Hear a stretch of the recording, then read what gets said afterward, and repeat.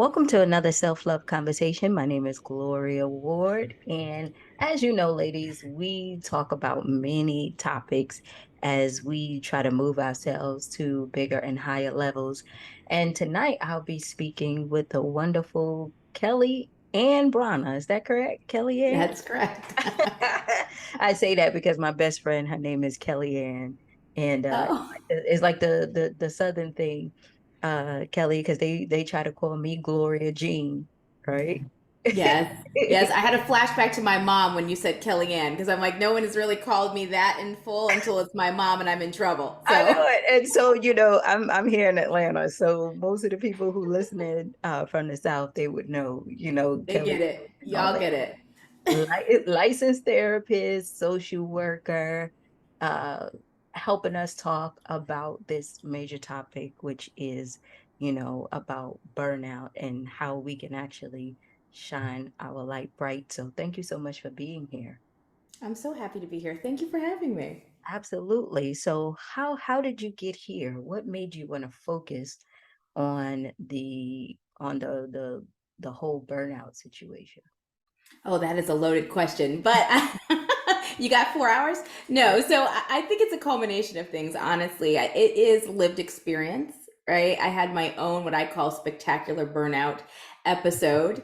It was very cinematic. I just really went for it when I burned out. And really, for me, it's been a journey. It was a journey for many years to figure out what was happening. I knew something was wrong. I knew I wasn't doing well mentally, but I was still pushing through. And it wasn't until I had the language and learned what burnout was that I said, oh, that's the thing that happened to me this many years ago that kind of made me feel not good for this long. And Right. so that was the trigger for me to say, I want to now learn to teach other people that language so they can have that word for the feelings that they have.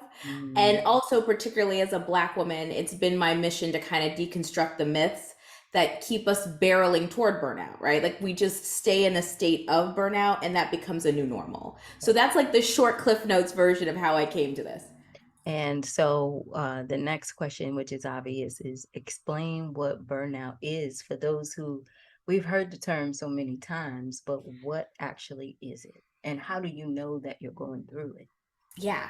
So I'm going to give you the like standard question and I'm going to give you the way that I define it for people when I'm working with them. So the textbook answer, which is still correct, I'm not disagreeing with it, is that it's a state of exhaustion, both mental and physical and emotional exhaustion. And it's really born out of too many demands on a person, whether it's at work, at home, just in consuming social media, too much taken from us and not enough resource, not enough of us. So it's this exhaustion component coupled with when more is being asked of you than you can give, and then just insert where that is.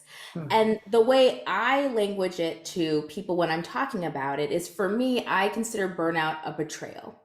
I consider it a betrayal of self and a betrayal by the systems around us that keep us burned out. So for me, when I say burnout is a betrayal, what I mean is in the self context is this belief that we had, the way that we sometimes misalign what's important to us, right? It's this misalignment between who I want to be and what's important and how I'm behaving. So, for example, in a job, we say, our families or our partners are number one, but we find ourselves missing family dinner or not spending time with our children because the job tells us you got to be on that email 24/7, right? That misalignment is what causes burnout.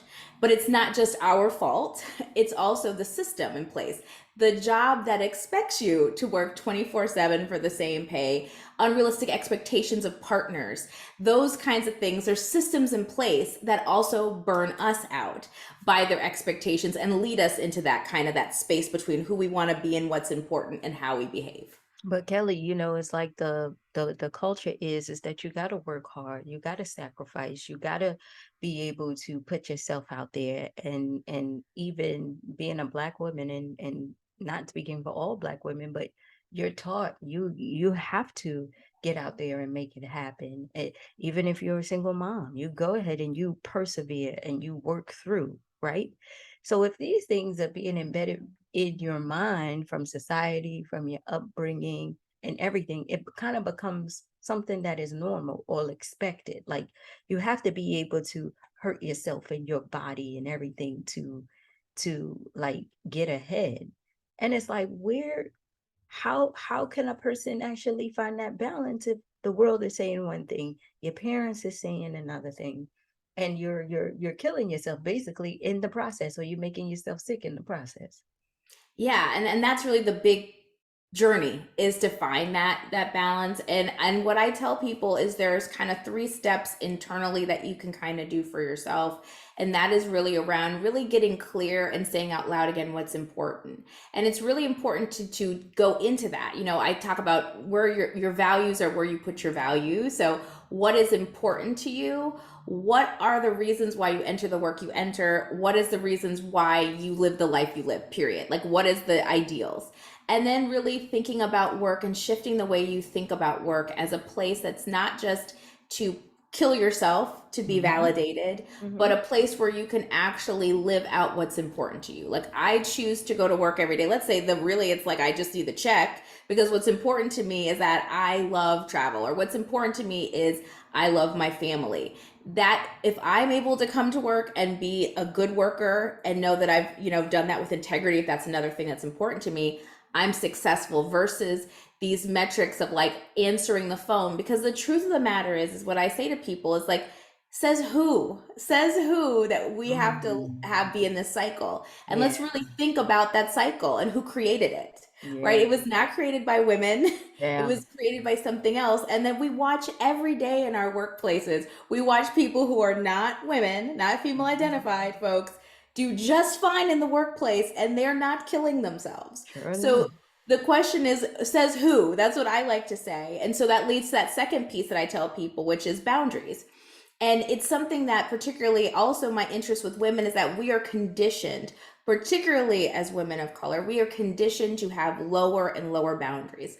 And it's tied Mm. up in a myth of superhumanness. Like I am a hero, I can do all the things, and therefore I say yes, and I have my boundaries go lower and lower and lower. And so I tell people it's about getting back to protecting yourself and Mm. getting back to cherishing who you are and valuing that there's only so much of you to give. And that means then you have to break down into pieces how to really reestablish those boundaries. And the last piece that's like the icing on that cake is really self-care, is really learning how to build a life. I have a friend who was in this space, and she called define self-care as build intentionally building a life you don't want to run away from. And so, what are the Mm. things that you can do that create a life for yourself after you've done the boundaries and you're clear on what's important? What are the things that you can do that can make it so that you are feeling safe and you are building a life you want to stay present in? I love that because, even being an entrepreneur, you call it passion, right? Like we Mhm. love what we do so much. We want to be able to, do it, and we are told that we have to make sacrifices. And I give you an example. It's so funny, because I I was supposed to call someone, a guy who likes me, right? And I'm like, I forgot about the person, Kelly. Because I'm focused on work and all this stuff. So I get a text yesterday like, can I call you? I don't respond because I'm so tired. I went to bed, and it's 7 o'clock, right? And then when I woke up in the morning, I text and said, yeah, I'll call you throughout the day. The day got busy, and handling issues and all of these things, where you just reminded me, I forgot all about the person. You see what I'm saying? And it's but I say all that to say that I write down that I want to be able to have some kind of relationship, right? But I forgot all about that. And the point is, sometimes when you're like an entrepreneur, things do require your time, but that balance is needed. But it's like, you can be passionate about something, and you love what you do, but at the same time, without that balance, the things that you write down that you say you pray for, and when you actually see it, you just throw it away and don't even recognize it. So it's about recognizing those things, right? Like, like me. And so many people, like, let's be clear, like, I think so many people and so many Black women can identify with every step of the story that you just told. Like, we are the most educated population, first of all. Hmm. We are the most entrepreneurial. You talk to people and you know everybody's got like a side hustle, a That's third right. hustle, a side hustle to the side hustle, and then a job, right? So very much multi-talented. There's so much richness, and it's like we have been conditioned in some ways to put all that richness into career, into Hmm. professionalism, and then everything else is like an afterthought. And Yeah. a well balanced life has all those pieces, however you define it. Like, however you want love in your life. If you just want platonic, great friends, you still have to have it. If you want a Mhm. partner, right? You want a man in your life, you Right. still have to do the work for that. But we kind of put all this energy in one place, and that's always going to lead to burnout, right? Because then you don't Right. have those other pieces of your life that keep you anchored so you don't want to run away. And Right. the exhaustion is real, right? Like, it's just like, I'm too tired too. Like, I hear you on so many levels about I can't even think about dating. I cannot mentally think about it because I'm tired. I can't make a Yeah, salad. because it sounds like it's another task, right? Yes. Like another point where you got to give someone else your time, where you have to be present and you have to listen. And, and in my case, at the end of the day, I don't want to. Like I've just listened since 3 a.m. in the morning all the way until now. I, I'm so sorry, right? But Yeah. but I see what you're saying about that is like, okay, you got to be able to have some kind of balance, but it's like you try to incorporate it into your life, and now you got to figure out how to do that, and then once you figure out how to do that, how do you deal with the guilt of feeling like you're not doing what you're supposed to do, or you're not on top of your game, or this person is a distraction, because that's what society tells you too. Look around you, and who are the people who are distracting you? Who are Yeah. what things are you focusing on? Are you on social media checking too much email? You see what I'm saying? Yes, yes, yes, and I think that's a really fair, right? You're absolutely right, and that's like that piece about getting clear on when it comes to guilt. We have so much of that, right? Because we are trying to do everything with excellence. Like, I really do believe that we do things with excellence. There's very few of us out there like, I don't care, right? We're really doing things, working hard to make everything we do really well. And Right. so there's that guilt built in when you feel like I'm not doing the best, I'm not giving everything. I think that's the Right. way I would frame it, right? I have Hmm. to give it all.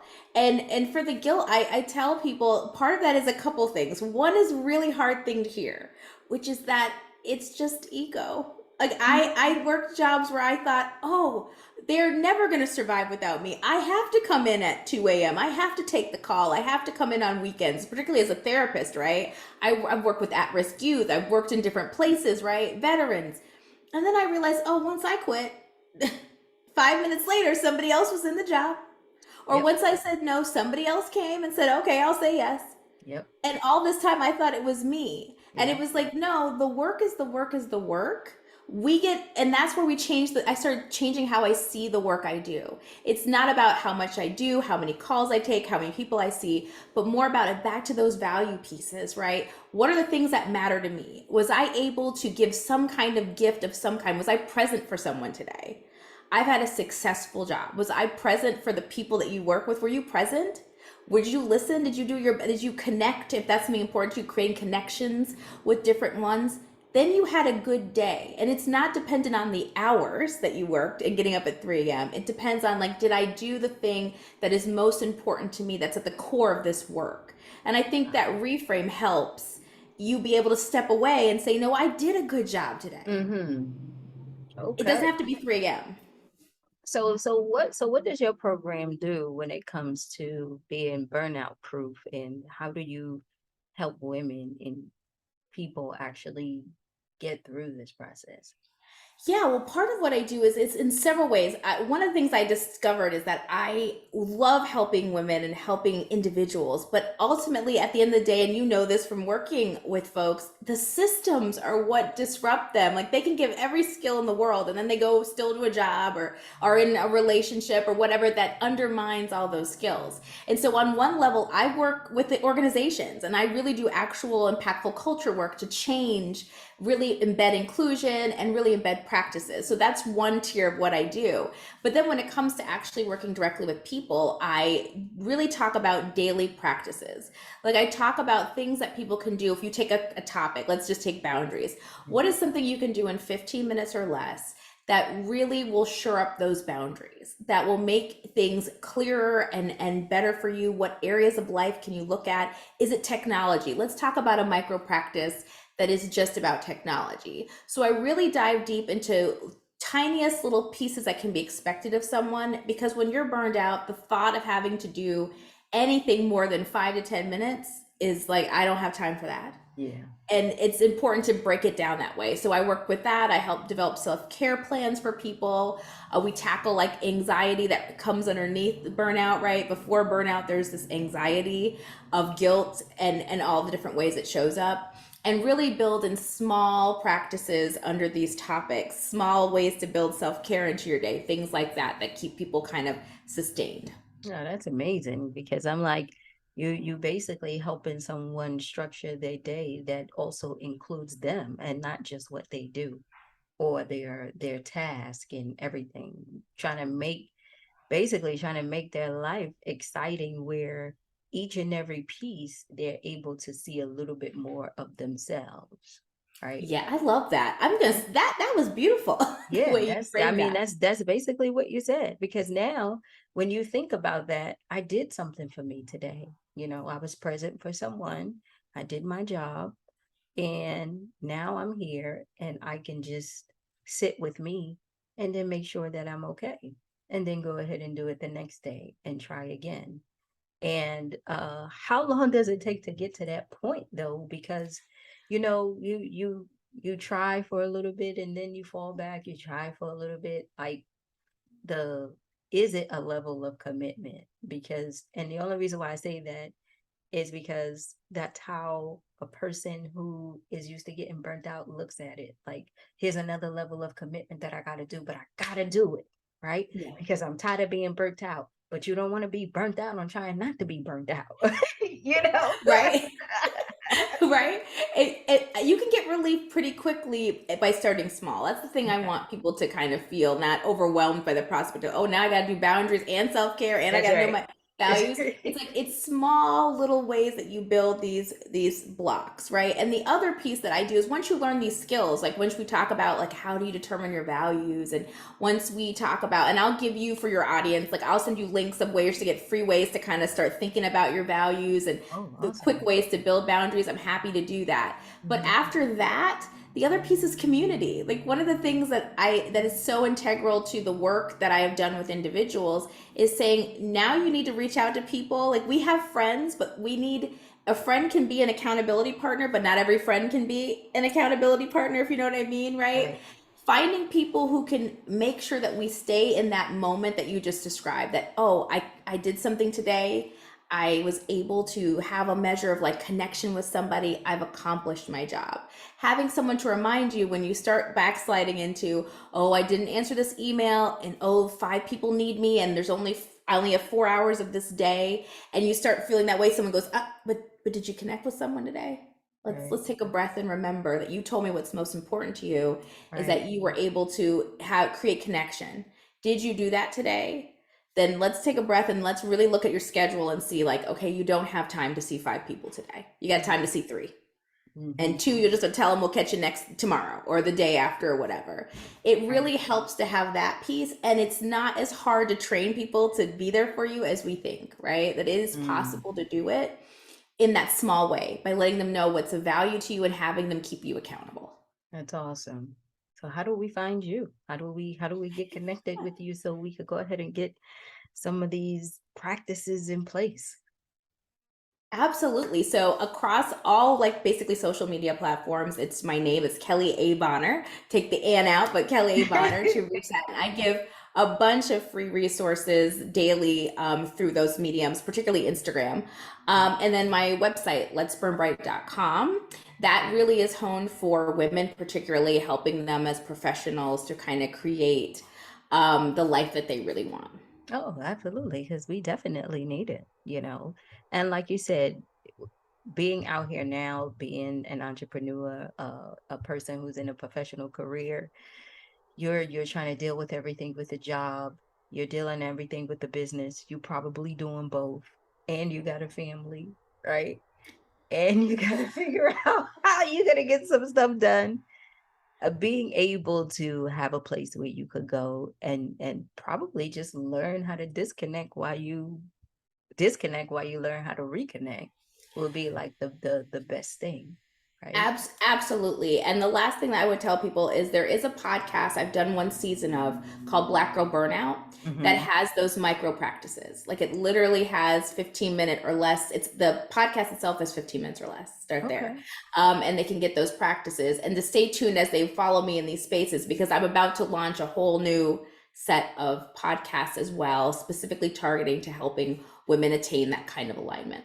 And it's letsburnbright.com. Is that That's it. correct? That's All right. right, Miss Kelly, thank you so much for being here. I definitely appreciate it. And I enjoyed this conversation because we do have a lot of women on our platform who is trying to figure it out. They're juggling so many things, and you're trying to see, what will work best for me. And the burnout, they're so used to it, they probably don't even know that they're in it. So Yes. we're definitely going to get these tips out. So thank you so much. Thank you. Thanks for having me. All right, you have a good night, okay? You too.